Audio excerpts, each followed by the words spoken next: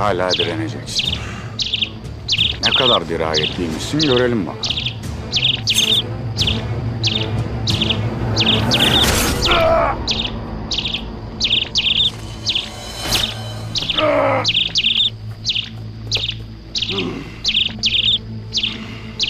Ertuğrul eğlenmek istiyor.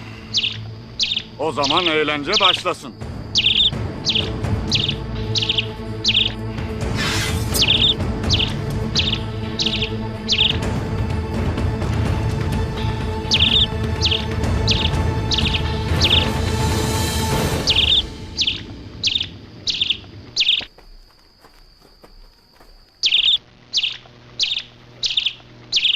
Ertuğrulsuz kayı topal insana benzer hatun. Ben bu obanın aklıydım. O da gönlü.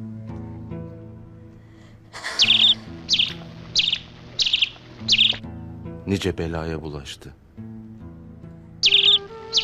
Lakin her kuyudan çıkmayı da bildi. Bu sefer de dönüp gelecek derdim.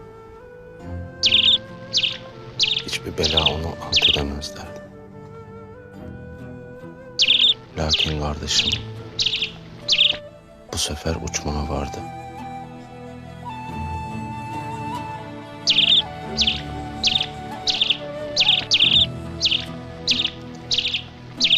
Bu sebepten bundan gayrı onun evladı bizim evladımızdır hatun. Sen de Halime'ye iyi bakasın. Merak etme Yasin Bey.